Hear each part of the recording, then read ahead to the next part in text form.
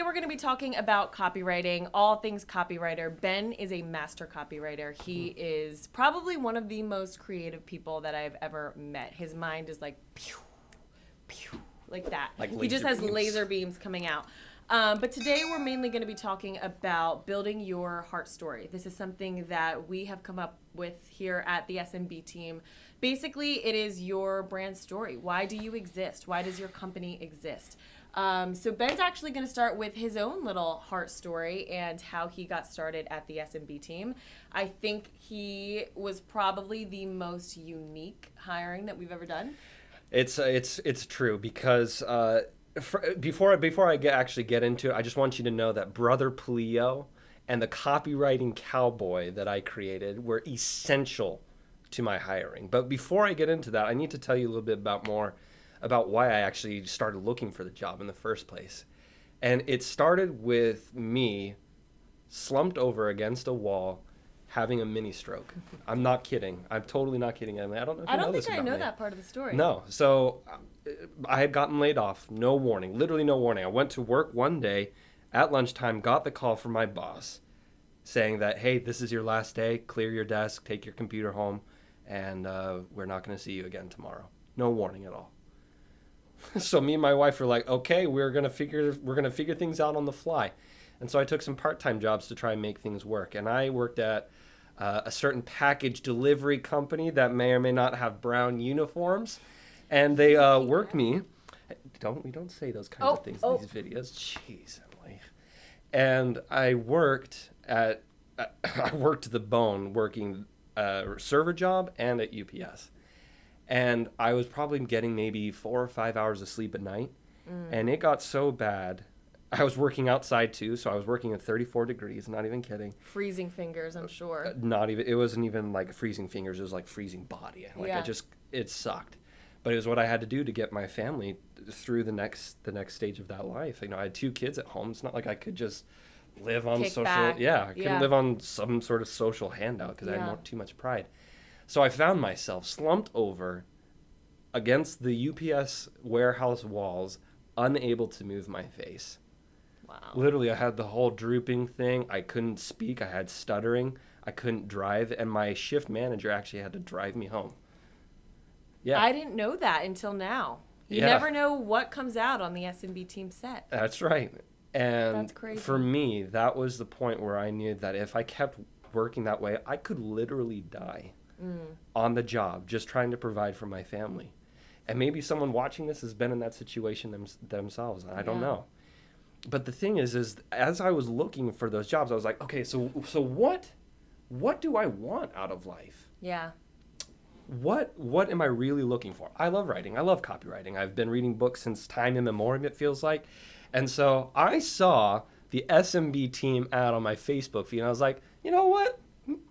This looks interesting. Click. Saw that they had a job posting and applied with probably the most outrageous email sequence that any professional company has ever seen. That is accurate. That is highly accurate. I mean, the first email that I sent was addressed to their dog, Jade. Yes. She is on the website. So that showed me kudos. You did your research. You dug into that company, because the worst thing to get in your inbox is just a generic email. Hey, I applied for this job. Well, great. You and 20 other people, right?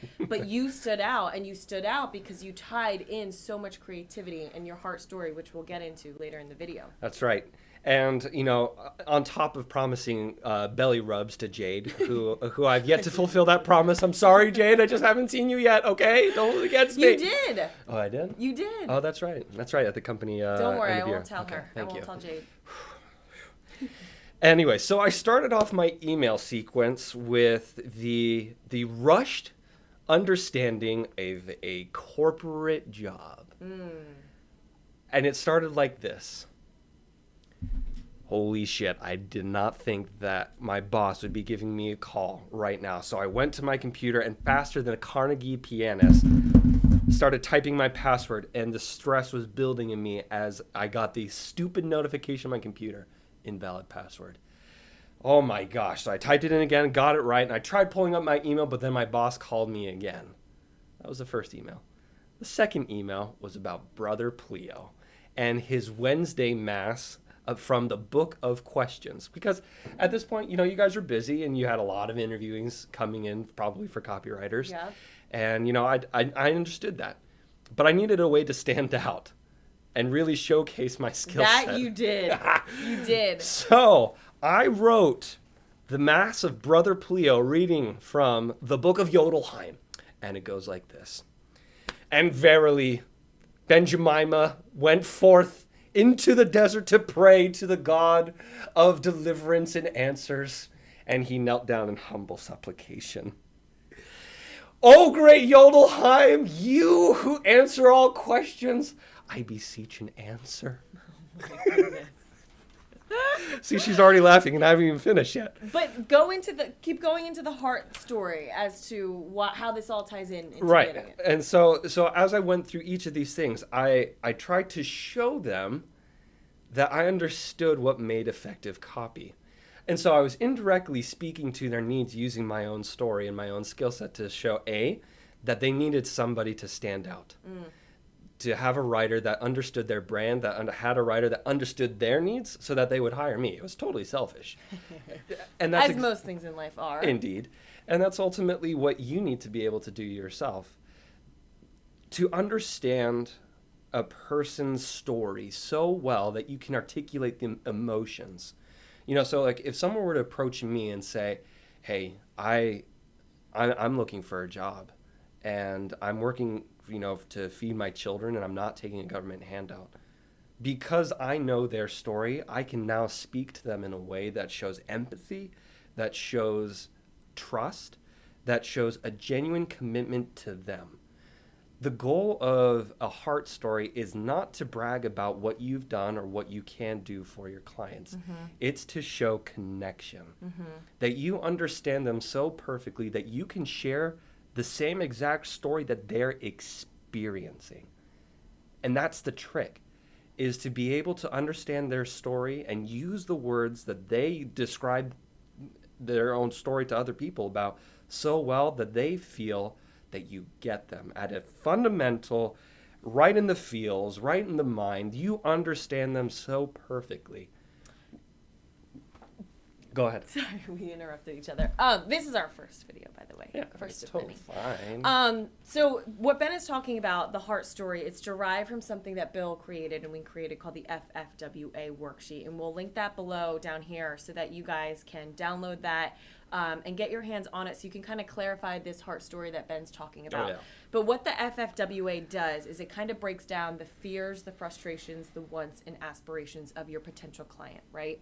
And if you can apply your own heart story into the FFWA, the fears, frustrations, wants, and aspirations of your client, you get this beautiful brand house, this beautiful brand story that you're able to connect your potential clients with why you exist, right? And that's essentially what you did in the interview process is you kind of, I remember a couple of emails you were talking about Emily being busy and Bill being on camera, and you were tying it into how you could contribute to that, which is so important, right?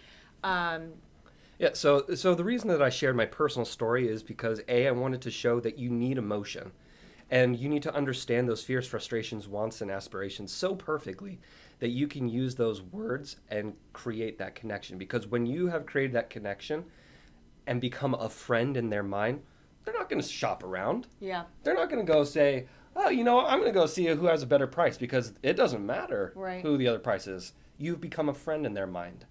And people only buy from the people that they trust. And you have achieved that status only through conveying your heart story in the right way. And that's why the FFWA worksheet you're going to get below is so important, because that is the foundation for all of your marketing messages. Get this wrong, and you're just going to be some other random law firm saying that we're the best. We give fierce, honest representation. Get the best results with us. We've been in business for 20 years. Who gives a shit?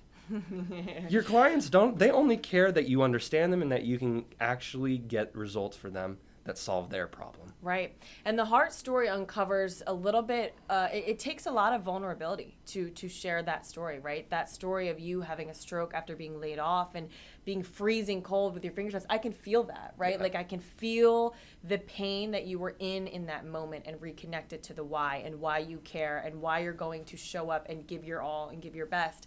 And I think that's what everyone watching needs to do, is to be able to connect their heart story with what their clients need and what they want, and solving their clients' problems. Absolutely. So, final question for you. In summary, what should someone do if they're feeling stuck in their copywriting?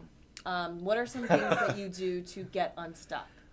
For me, there's two things. One, I like to move around and listen to heavy metal. Heavy metal. She'll testify. Heavy metal.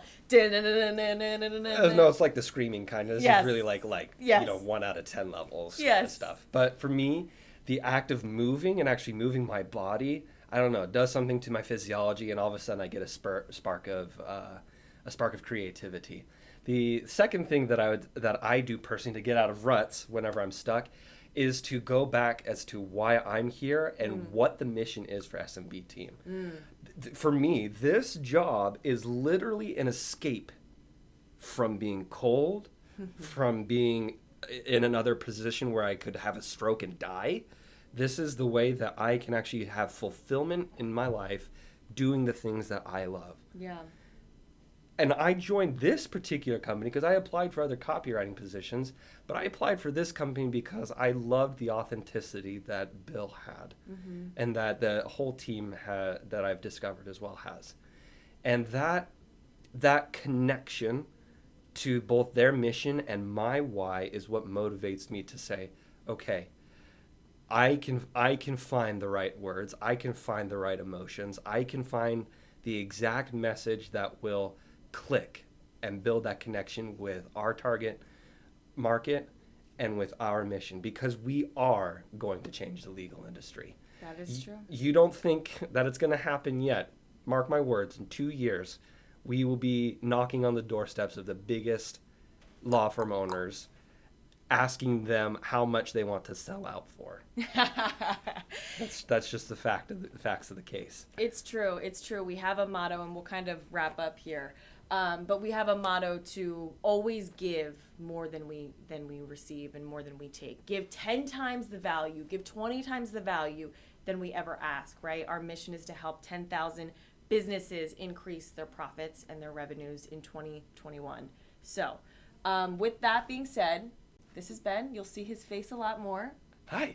And this is Emily. And you'll see her face always because she's awesome. And if you want to get that FFWA worksheet, click on the link below, and we will make sure that gets into your inbox. Amen. Get it. Don't do this. Don't download this. Your marketing's gonna suck. Can you do the honors? Sure, sir. Take 10. Wait, that was good.